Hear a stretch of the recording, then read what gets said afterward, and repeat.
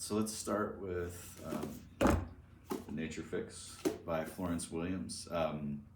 Florence is a journalist by trade, but she got into writing this book about the way nature interacts with, or how people interact with nature and its effect on human health, which is a big part of my research over the last about 4 years. I study how spending time outside and interacting with nature affect physiological health, particularly how it affects the cardiac cycle, and how it potentially improves health. And now I'm moving more into some of the cognitive and emotional effects of spending time outside. And this book was special to me because it was actually given to me by a Japanese researcher who's kind of the godfather of this area of science, who I got to hang out with a few years ago at Chiba University. And he was interviewed as part of the book. And so this is actually a book that I give the students a lot, because it's a nice entree into the topic and gets them excited about it. And then I give them all the hard science papers after that. But yeah, so it's kind of what's going on kind of in my own work.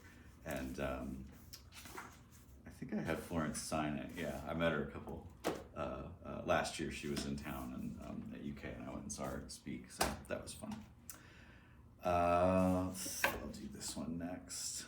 This is Consilience by E.O. Wilson,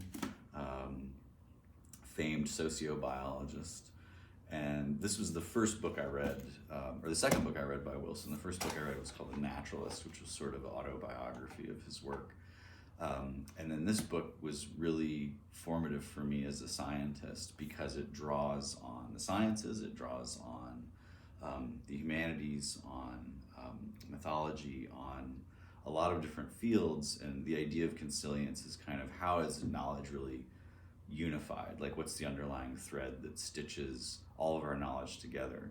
And I think maybe in some ways that affected like me wanting to go into a liberal arts environment or exist within a liberal arts environment as a teacher, because I read it when I was an undergrad, and it really resonated with me as this idea of how all the different things that I was sort of fascinated by in lots of different areas, whether it was art or like cultural studies or philosophy and science, in a sense all fit together.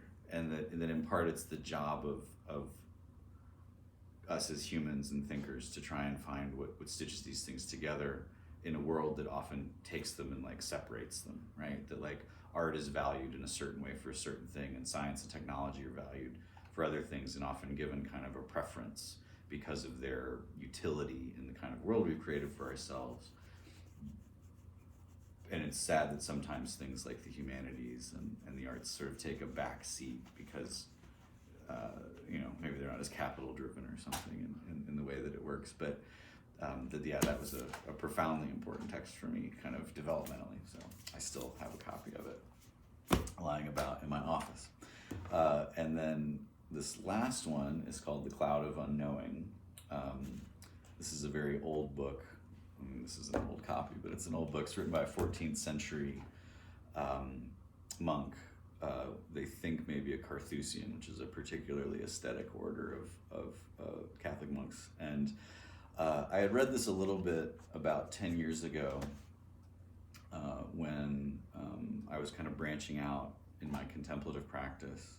I've done meditation for a long time. I teach meditation. And for my sabbatical, which I am just finishing right now, I spent 3 months at a Trappist monastery in Western Massachusetts, kind of living with these monks and doing their daily life and stuff.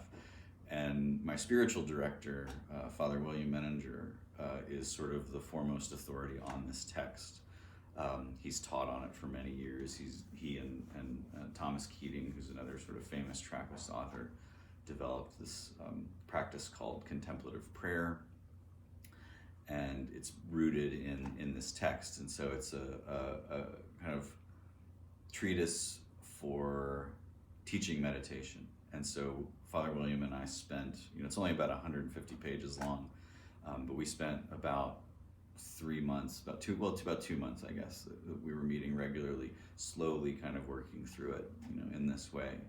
And it was really special to, one, kind of explore in a deep and very mystical way, like my own faith tradition and this sort of historical work that exists within it that's kind of obscure. Not a lot of people are familiar with it, but it's a really interesting look at